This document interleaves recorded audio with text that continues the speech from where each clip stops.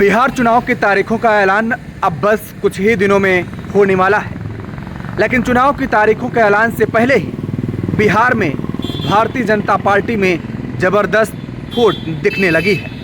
और फूट ऐसी कि अब भारतीय जनता पार्टी के दिग्गज नेता ही भारतीय जनता पार्टी के अध्यक्ष और बिहार के उप मुख्यमंत्री का इस्तीफा मांग रहे हैं। और इतना ही नहीं, अपने सहयोगी दल जेडीयू के नेताओं को हत्यारे और भ्रष्टाचारी बताते हुए होने वाले चुनाव में एनडीए के उम्मीदवारों का विरोध करने का ऐलान भी कर दिया है।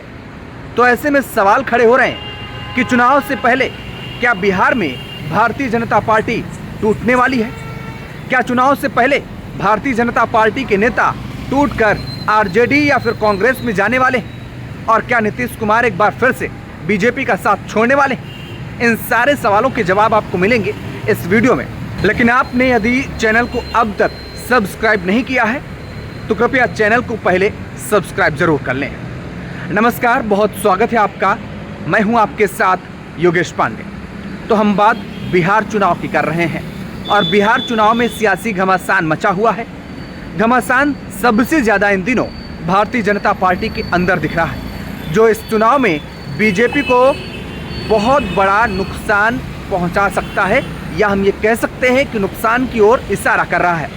मतलब आने वाले दिनों में भारतीय जनता पार्टी में भगदड़ देखने को मिल सकती है, जो कि बीजेपी का दामन छोड़कर आरजेडी या फिर अन्य दल में शामिल होते हुए भारतीय जनता पार्टी के नेता नजर आ सकते हैं। दरअसल पूर्व केंद्रीय मंत्री आरके सिंह ने बिहार में अपनी ही पार्टी बीजेपी के खिलाफ अब मोर्चा खोल दिया है। उन्होंने कहा है कि प्रशांत किशोर ने बीजेपी अध्यक्ष दिलीप जायसवाल और उप मुख्यमंत्री सम्राट चौधरी पर जो आरोप लगाए हैं उस पर दोनों नेता सफाई दें या फिर इस्तीफा दें। यानी आरके सिंह ने इस्तीफे की पेशकश मांग कर ली है। और इससे ये माना जा रहा है कि पूर्व केंद्रीय मंत्री आरके सिंह की शायद अंतरात्मा जाग गई है।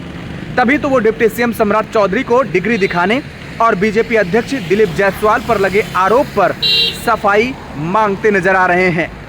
और सफाई न देने पर इस्तीफे तक की मांग कर डाली है आरके सिंह ने।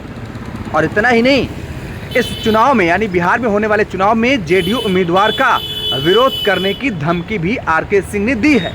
मतलब साफ है कि पूर्व केंद्रीय मंत्री आरके सिंह बिहार चुनाव में कोई बड़ा खेला करने जा रहे हैं, कोई बड़ा कदम उठाने जा रहे हैं। आरके सिंह ने पिछले दिनों ही पवन सिंह से भी मुलाकात की थी, वो तस्वीरें भी आपको याद होंगी।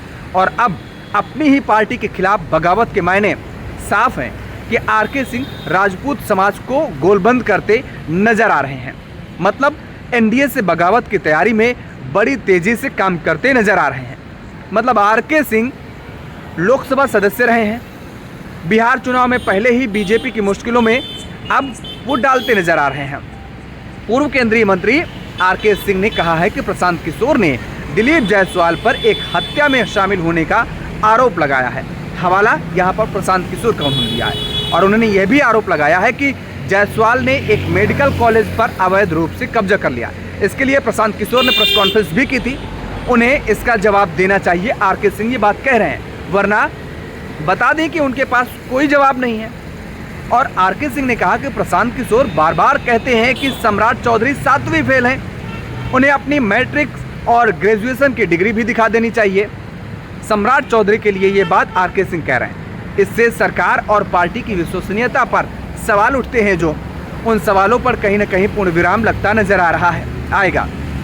और आपको बता दें कि प्रशांत किशोर ने हाल ही में सम्राट चौधरी, दिलीप जायसवाल, संजय जायसवाल, मंगल पांडे सहित नीतीश के मंत्री अशोक चौधरी को लेकर कई गंभीर आरोप लगाए हैं। अब इसी मामले में आरके सिंह ने पार्टी के नेताओं पर सवाल खड़ा करना शुरू कर दिया और गंभीर सवाल उठाए हैं, लगाए भी हैं।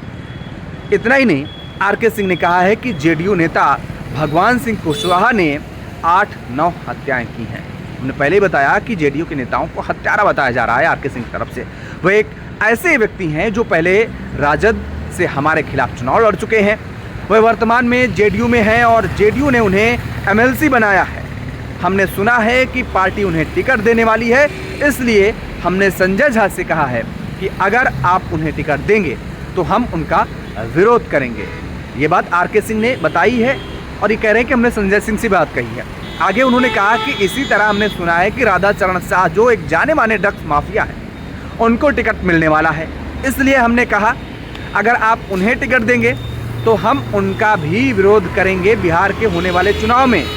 मतलब साफ है कि आर.के. सिंह ने पार्टी को एक सख्त संदेश दे दिया है कि अगर उनकी बातें गंभीरता से नहीं मानी जाती हैं, उनकी बातों को गंभीरता से नहीं लिया जाता है, पार्टी गंभीरता से नहीं लेती, तो इसका बड़ा खामियाजा आने वाले चुनाव में पार्टी को उठाना पड़ सकता है और भुगतना पड़ सकता है। खासकर जेडीयू नेताओं को लेकर विरोध करने की बातें कहकर उन्होंने अभी से मंशा स्पष्ट कर दी है कि वे बिहार विधानसभा के चुनाव में कोई बड़ा खेला करने वाले हैं। बहरहाल अब आर.के. सिंह क्या खेला करने वाले हैं वो आने वाले दिनों में पता चल जाएगा।